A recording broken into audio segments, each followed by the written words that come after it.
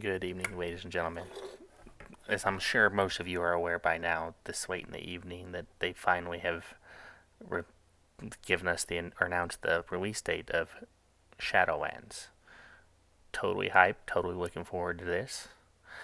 There are a few issues that I'm concerned about, but I'm sure a lot of you have concerns about certain aspects, including covenants and soul binds and a whole slew of other things. But also today they released a animated short, Shadowlands Afterlives, Bastion. I believe this one follows the story of Uther.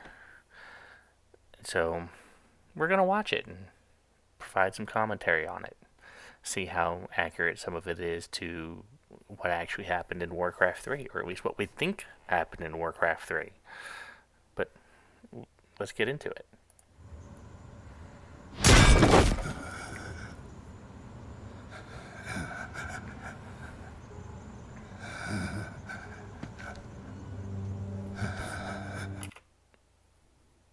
He looks a lot more beat up than he sounded when you actually fight him in Warcraft 3. So this is a plus, I think, because when you fight him, he just kind of goes down. He doesn't even sound like he got his ass kicked. So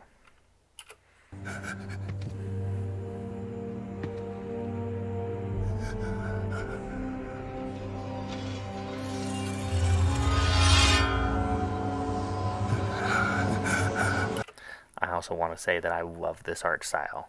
This whole matte painting or whatever kind of this painting feeling, this animation, it looks so nice.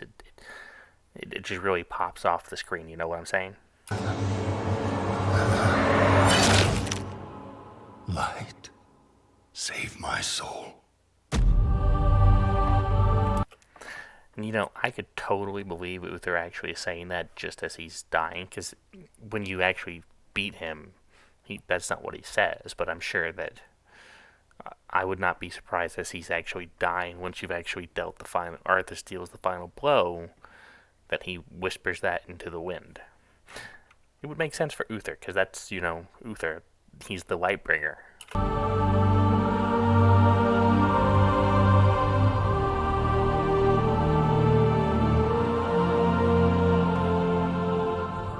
Uther.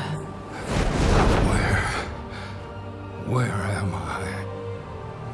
Welcome to Bastion. You led a truly selfless life, and for that, you have been chosen. Chosen? To shed your mortal burdens and join the ranks of the Ascended, serving to ferry the souls of the dead unto the Shadowlands. I serve the light, and my work is not done. There is an evil that must be... There is no evil here. The darkness was sealed within the Maw long ago. You're wrong. The darkness was sealed within the Maw long ago. I can only assume that she's not actually talking about Arthas in this moment, but then I guess she wouldn't even understand who Arthas is, considering that he probably went to Revendreth. I would be surprised if Arthas went to anywhere other than Revendreth. If not Revendreth, he went to Maldraxxus. I couldn't see him going to any other place that we know of. He might have, if there are other places that exist that he could have gone to, I would not. Maybe he went there, but as far as the 4 zones that or 5 zones in Shadowlands that we've been told, I would believe that he's in Revendreth. That would be my personal take on that. He destroyed my home, murdered my people and my king. He must be punished. You are an aspirant now. You must accept your new purpose and purge yourself of this desire for vengeance. What I desire is justice. Devos, why are you training this soul? It is beneath your station as a paragon. He cannot let go. He continues to demand retribution for his death. And this concerns you? Many souls take eons to ascend. Yes. A paragon.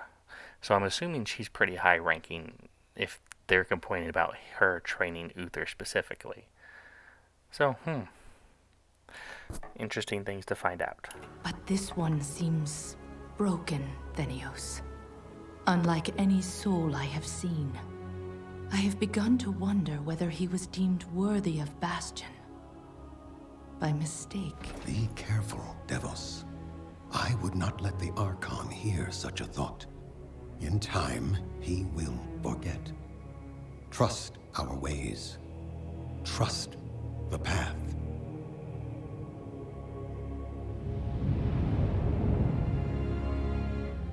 Devos, how long must we train? Until you are ready to ascend.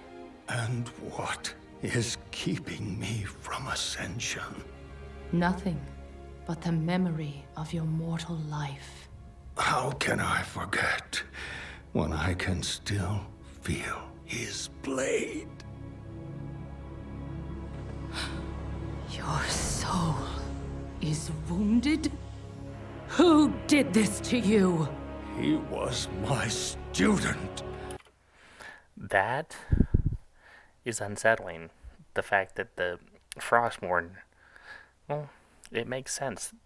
The curse on the Frostmourne literally says that the blade has to scar the spirit. It doesn't necessarily say that it only scars the wielder's spirit. So, maybe just being stabbed by Frostmourne or cut by Frostmourne actually literally damages somebody's soul before it's sucked up into the blade. That's an interesting thing to think about. He betrayed us all. Show me.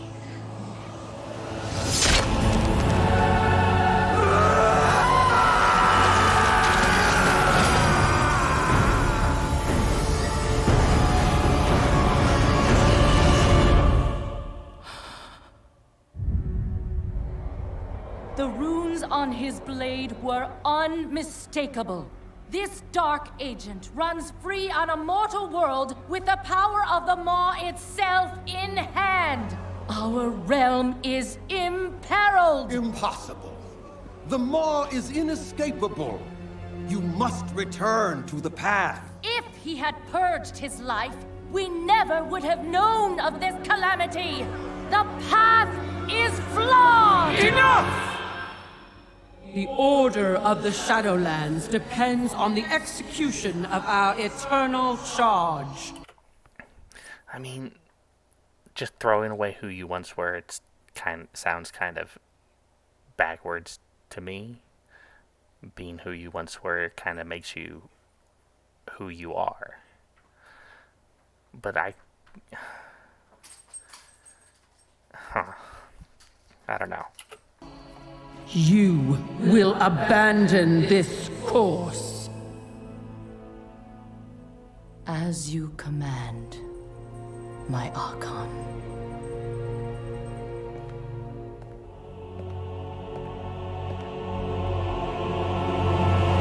Uther! Yeah, that's right. That's not a look of someone who's going to totally take that order lying down. That's totally the look of someone who's about to go, nope, we're going to go do this other thing that we're not supposed to do over here because it doesn't make sense to keep doing what you said to do. The time of your ascension has come. I thought I was not ready. Do you wish to see him punished? I do. Then prepare yourself.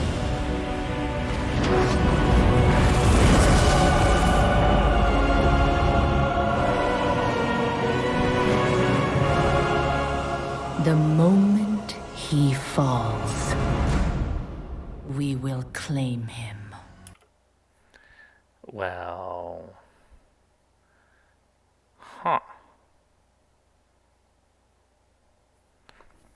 I just realized that this whole series of events takes place before Arthas is dead? No, it can't be, because Uther wasn't released until Arthas was dead. but she made the claim that he was walking around the mortal realm with the power of the Maw. Maybe she's talking about Bolvar? Hard to say. But Arthas is already dead, so they can't really claim him.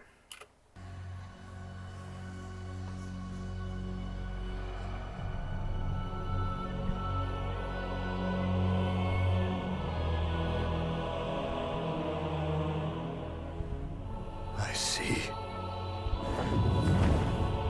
Only darkness before me. Okay, this really doesn't make sense. Arthas... Uther wasn't released until Frostmourne was broken, and Frostmourne wasn't broken until Arthas basically died. Unless, like, Uther was freed, and in the 5 minutes that it took the champions that killed Arthas to kill Arthas, that whole series of weeks or months or however long Uther was there happened in that span of 5 minutes.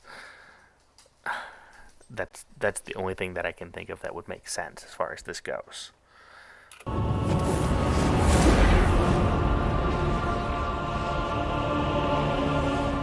Now, cast him into the maw.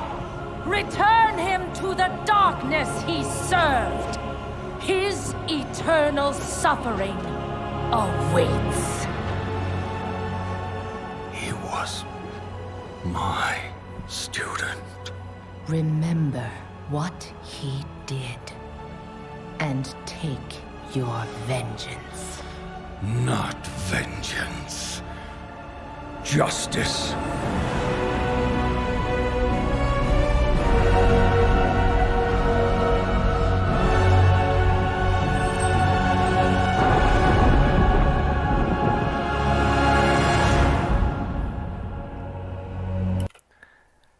Huh.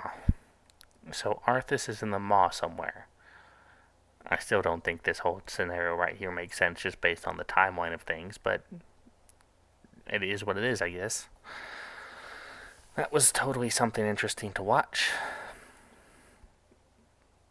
A lot to think about. Either way, I hope you guys enjoyed it. Hope you enjoyed the commentary. The next one comes out on next Tuesday, I believe. Or next week sometime. So we'll watch that one too. I believe the next one is featuring Draka. So that one should be interesting. Draka and Maldraxxus. Well, have a good night. Like, comment, subscribe. We'll catch you later.